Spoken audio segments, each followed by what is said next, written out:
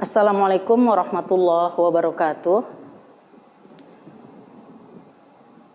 Alhamdulillahirabbil alamin wassalatu wassalamu ala asyrafil anbiya'i wal mursalin wa ala alihi wa ashabihi ajma'in. Puja dan syukur mari sama-sama kita persembahkan kehadirat Allah Subhanahu wa taala.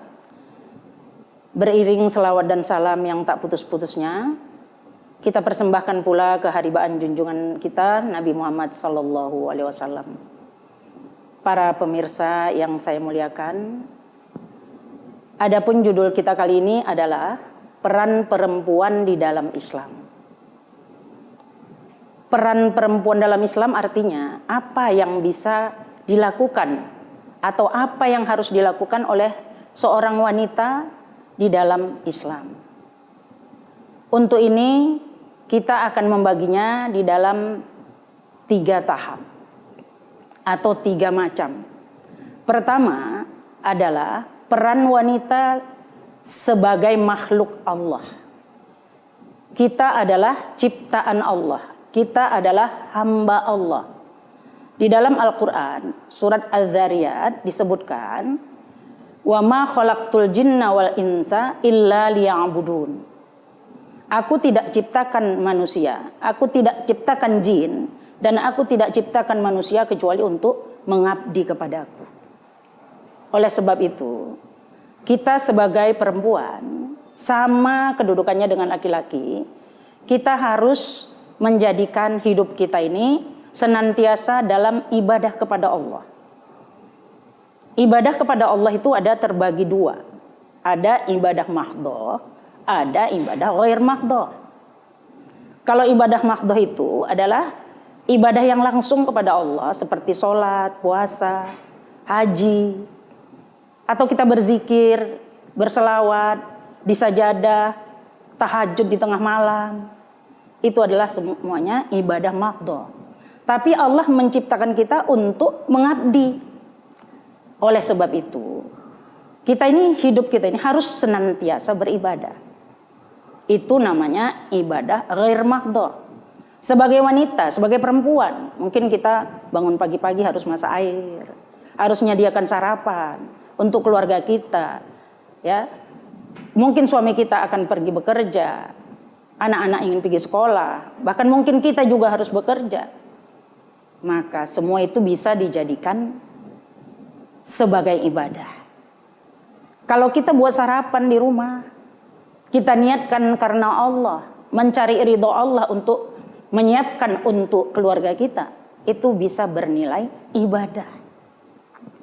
Kita kerja mungkin nunggu transport, atau kita bawa mobil sendiri, atau apa saja yang menyampaikan kita ke tempat kerja, itu juga bisa menjadi bernilai ibadah. Kenapa? Karena dengan bekerja kita akan mendapatkan penghasilan dan itu akan kita gunakan untuk keluarga kita. Karena keluarga kita butuh biaya. Mungkin suami kita pendapatannya belum mencukupi. Atau memang kita ingin bekerja karena kita punya ilmu. Tapi semua itu kita niatkan karena Allah. Maka itu semuanya bisa jadi bernilai ibadah. Jadi kita sebagai makhluk Allah, sama dengan laki-laki. Apa saja yang kita buat di rumah kita, ya, semuanya bisa jadi ibadah. Apa yang kita kerjakan di luar, semua bisa jadi ibadah. Itu yang pertama. Nah, yang kedua adalah peran wanita atau peran perempuan di dalam keluarganya. Bisa sebagai anak, bisa sebagai ibu, bisa sebagai istri. Pertama sekali tentunya kita sebagai anak, karena kita kecil dulu baru menikah, ya, kita sebagai anak. Untuk ini Allah telah berpesan kepada kita, wa'budullah wa la tusyriku bihi syai'an wa bil walidaini ihsana. Sembahlah Allah dan jangan syirikkan ia sedikit pun. Dan kepada kedua orang tua hendaklah berbakti. Mungkin saja akidah orang tua kita berbeda dengan akidah kita. Ya, berbeda keyakinan, berbeda akidah, berbeda agama. Dalam hal ini kita tetap wajib berbakti. Allah berfirman di dalam Al-Qur'an, "Wa in jahadaka 'ala an tusyrika bi ma laisa laka bihi ilm fala tuti'huma wa shahibhuma fid dunya ma'rufa." Kalau mereka orang tua tadi memaksamu untuk mensyirikkan aku, jangan patuhi, jangan diikut. Tapi wasahibhuma fid dunya ma'rufa. Pergauli kedua orang tuamu secara baik dalam masalah-masalah keduniaan. Jadi anak itu tetap harus berbakti.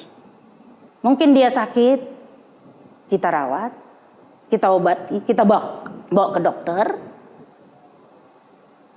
Mungkin dia kekurangan belanja untuk kehidupannya, kita bantu, kita beri dia makanan dan keperluannya.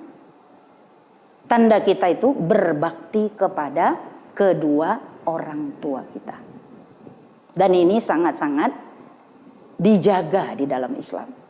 Jadi peranan kita sebagai anak, kita harus berbakti kepada orang tua, berbuat baik kepada orang tua, doakan orang tua itu. Di dalam Al-Quran disebutkan Allah juga, Rabbirhamhuma wa qul Rabbirhamhuma kama rabbayani shaghira.